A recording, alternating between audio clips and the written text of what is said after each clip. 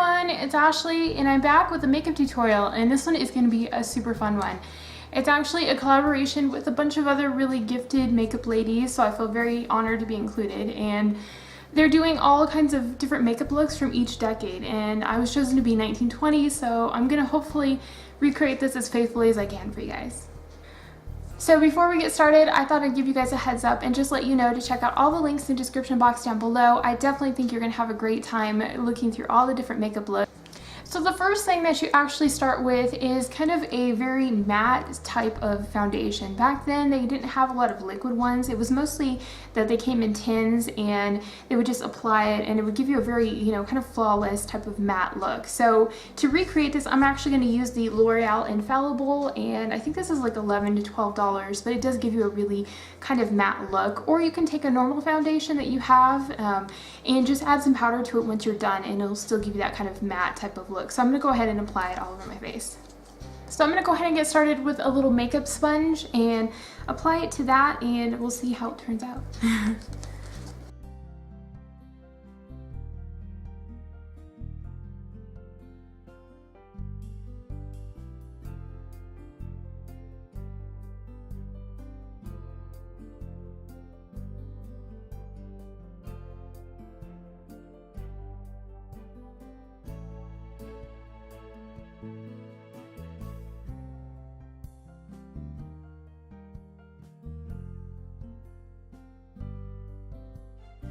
Just to give you guys a heads up, my makeup sponge is actually damp, so it does help to go on a little bit more easily, and it doesn't soak up as much of the product when it's damp. So now that my face is actually very matte and it's kind of like a one plane type of thing going on, we're actually going to not do anything with concealer. I mean, you can do it in modern days, but if you're trying to replicate the same type of look, they don't tend to use anything for concealer or anything like that. They use kind of bold, dramatic types of colors, and it makes the others look brighter and fresher because of it. So the first thing that we're actually going to work on is actually the eyebrows, and the eyebrows are very iconic for the 1920s.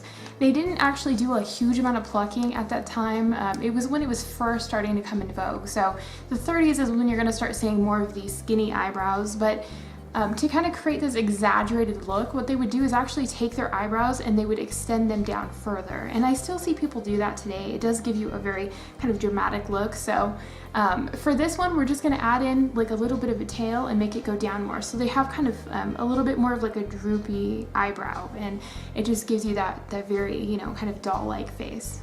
So to do this, I'm actually going to use an eye pencil. They used a lot of kind of kohl eyeliners back then to kind of create these very dramatic types of eye looks. So I don't think it's going to be too far off if I use one for my eyebrows. And I'm going to go ahead and use the Pacifica pencil, and this one is in the color Jet, which is basically like a dark brown black. So I'm going to go ahead and draw on a little tail towards the end here.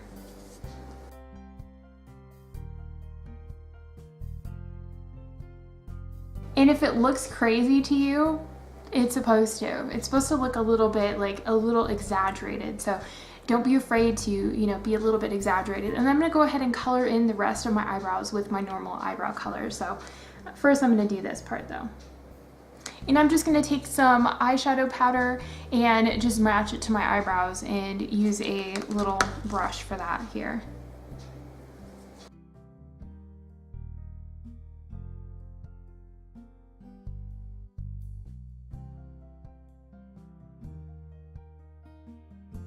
And most of the time they did have a little bit thinner eyebrows than I probably do currently, so I'm not going to go ahead and fill in the top section as much. I want that to kind of recede. I'm trying to get this kind of very bow shape here.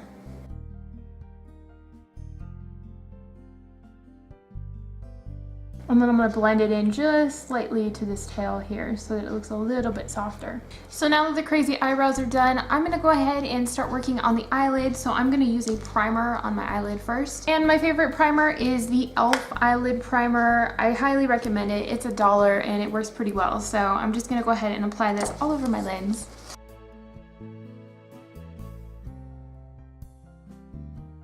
So for the next bit, we're actually going to create a very strong smoky eye, and I'm actually going to use the e.l.f. eyeshadow quad, and I think these are $1, and this one is in the color Day to Night. and it has just some really kind of smoky kind of colors. So I thought this would be perfect. We're going to be creating kind of a very strong smoky eye, so we'll go ahead and get started. The first thing I'm actually going to get started with is using a kind of kohl eyeliner. So if you have a black eyeliner, this is a great time to break it out. The smudger is actually better because the basis for this look was just kind of like a very smudgy, kind of smoky type of look. So what I'm going to do is actually line my eyes and smudge it out a little bit and then add shadow to it. So I'm starting with a black eyeliner here, and I'm going to go ahead and start. And don't be afraid if it looks really crazy, because it's probably going to at first. And it actually is going to go underneath your eyes as well.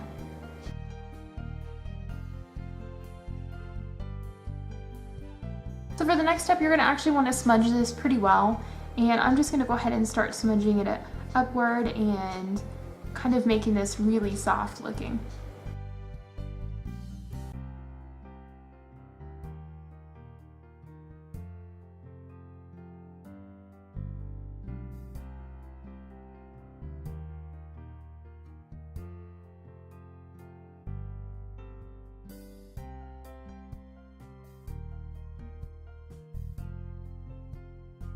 This is pretty dramatic, guys. I know it's a little scary when you see something that much intensity, but they were kind of bold with their, you know, their music and their clothes, and that era was a lot about change. So, you know, a bold, smoky eye definitely makes sense.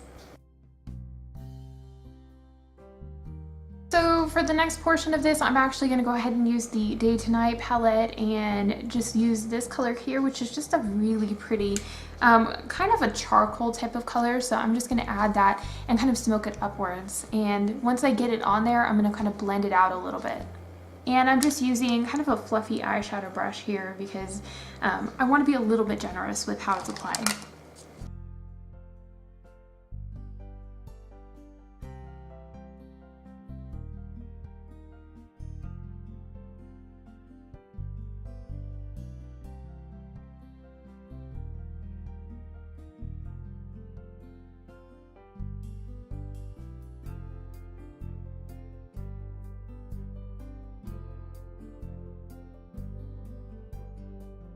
And something I just wanted to mention that I've noticed in some of the pictures is sometimes you'll, instead of having this kind of almond shape out like you tend to do with modern makeup, a lot of times they seem to have more of a rounded type of shape. You'll see a lot more color in this section here than you typically do, at least from what I noticed. So I'm kind of trying to emphasize it a little bit higher in here and give you kind of more of a round shape. It seems like they were going for heart shapes and round and that type of thing. So don't be afraid if it looks a little off compared to modern standards, because it gives you that very typical period look. And I'm just taking this brush and blending it kind of in a circular motion here so that I get that same shape. You can also take the same color and put it on one of the smaller brushes and go ahead and smudge that a little bit in the bottom section here of your eyes too.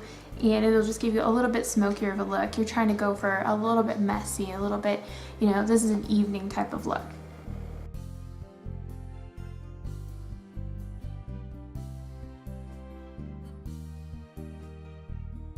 And to finish this off, I'm actually going to use the white here. It's actually kind of a cream color for a little bit of highlight. And it didn't seem like they used a huge amount of different colors. It was mostly about the application just being very smoky and very dramatic. So if you have, you know, silvers, you have browns or reds or something that's kind of more intense and will give you that really strong kind of smoky look, blues, anything like that, definitely, you know, feel free to kind of like play with it and see what you can do.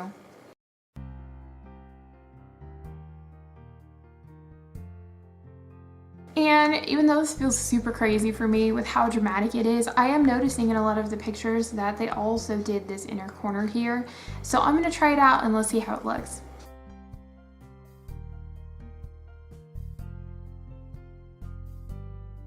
So I'm going to go ahead and get the next step going, and what I'm going to actually do is apply a mascara. I'm actually going to be applying the Baby Got Volume Clean Color Mascara, and historically what they used to do is have little tins with the actual mascara that they would use, and they would use like a little brush, and they would actually take the brush and brush it on their lashes. So definitely we've advanced since then, but it gave it kind of like a more thick, voluminous type of look, so I thought this would be a good replica for it.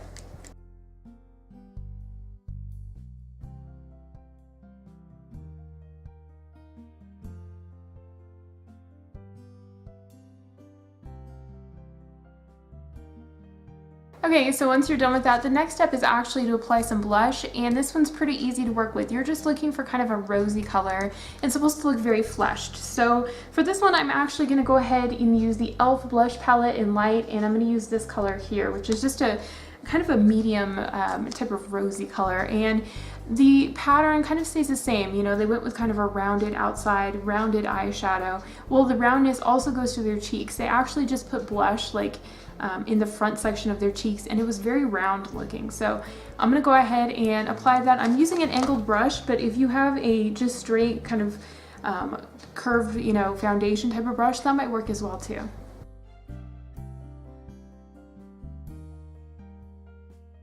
And I am gonna make sure to blend it out just a little bit so it's not super harsh, but you know, essentially the blush is towards the front part of the cheeks.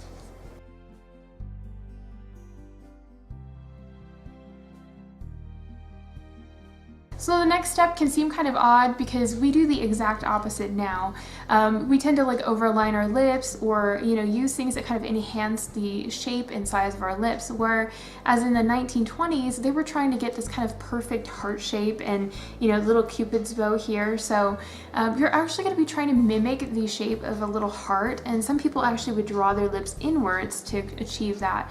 So what I'm actually going to do is take a lip liner, and it really doesn't matter what color it is. It just needs to be something dark enough where you can see it. And I'm going to actually use Rose Brown from NYX. And I'm actually going to draw in a little bit on my lips so that I can actually achieve that shape. And it seems funny, but it'll work.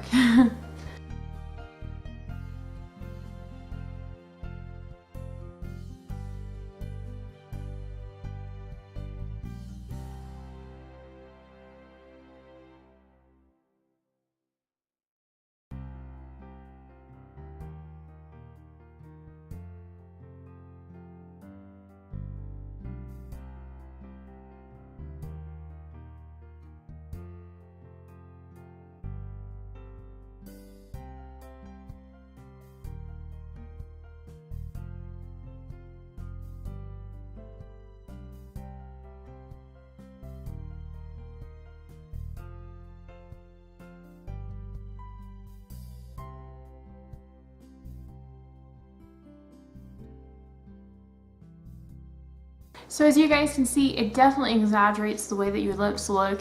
It kind of, you know, hides the outer corners of your lips. I did overfill mine just a little bit because I like a little bit fuller look, but most people would actually draw inside their lip line.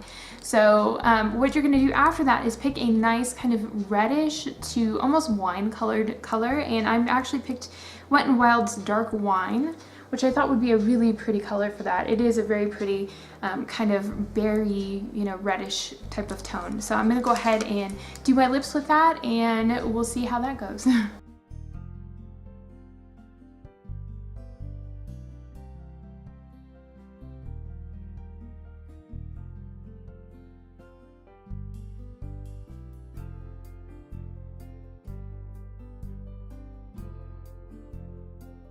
So that is the completed makeup look. Yay, we made it through it, and I do feel a little weird, but it does work. I feel like I'm very 1920s now. So now you just have to jazz it up with an accessory or two, and you can use like a cute little headband and kind of like push your hair forward because that's very period looking.